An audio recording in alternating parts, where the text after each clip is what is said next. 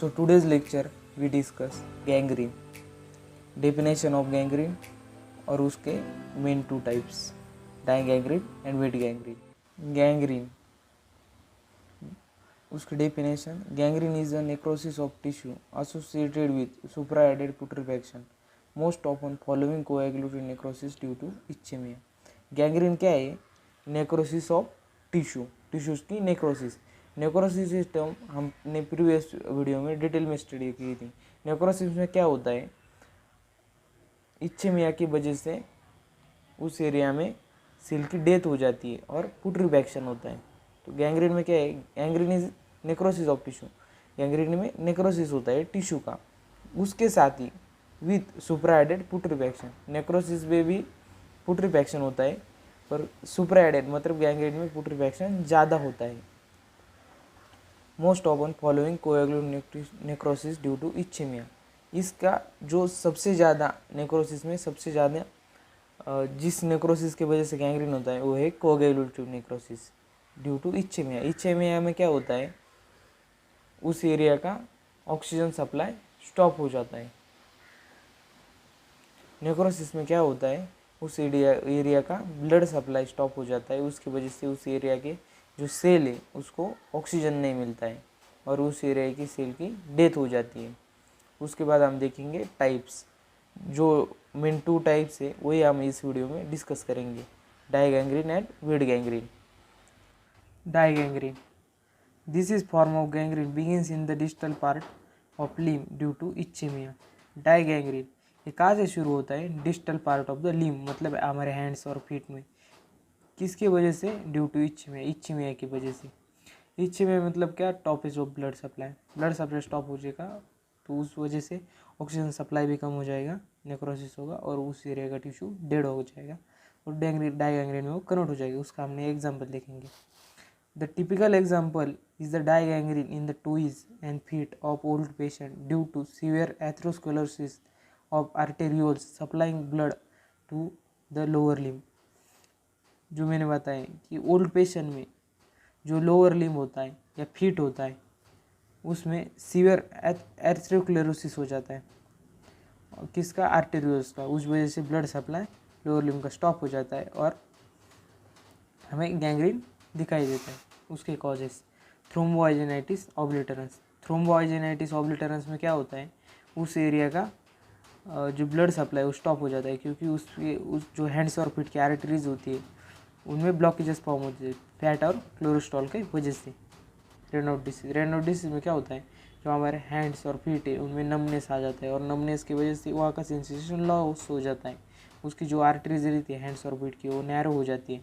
Blood supply कम जाने की वजह से वहाँ पे डायगैंग्रीन हो जाता है. Third cause is trauma. बहुत बड़ी कोई इंजरी हुई तो उस वजह से बहुत सारा ब्लड फ्लो हो जाता है, बह जाता है, उस वजह से भी वो डायगैंग्रीन हो सकता है. और last one is ergot poisoning. A line of separation is formed at this point between the gangrenous part and viable part. जो गैंग्रीनस पार्ट होता है और वाइबल जो अच्छा पार्ट है उसमें एक लाइन ऑफ सेपरेशन हमें डायगैंग्रीन में दिखाई पड़ता है जो वेट गैंग्रीन में नहीं दिखाई पड़ता है. Morphological features grossly.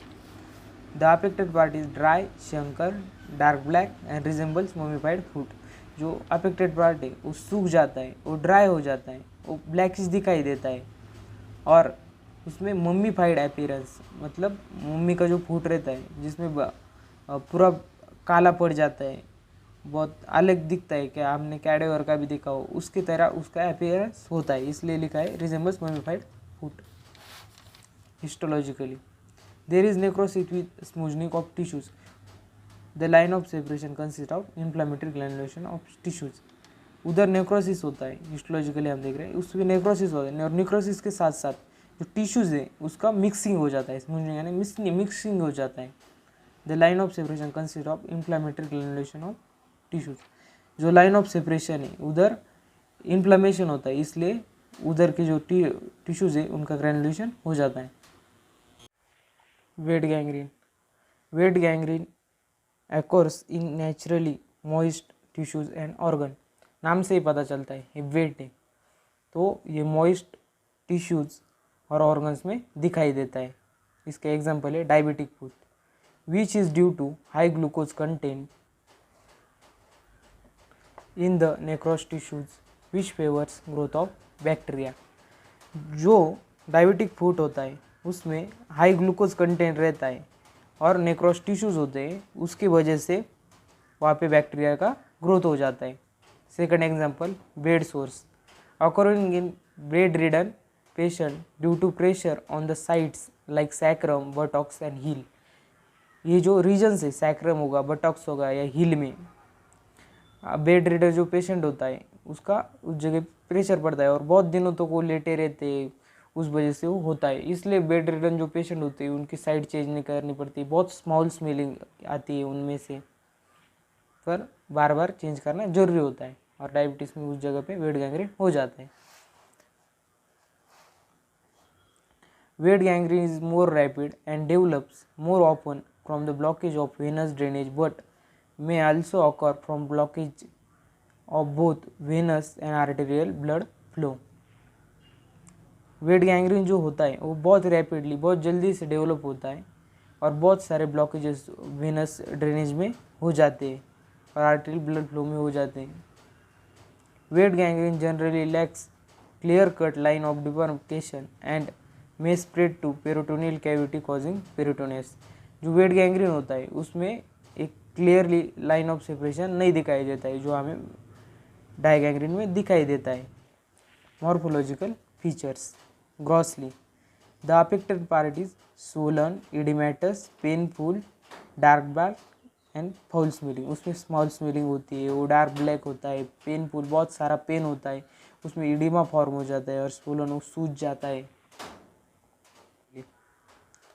Microscopically the muscle fibre undergo coagulative necrosis with liquefaction. जो मसल फाइबर होते हैं उनमें कोएगुलेटिव नेक्रोसिस हो जाता है, उसके साथ ही लिक्विफैक्शन हो जाता है।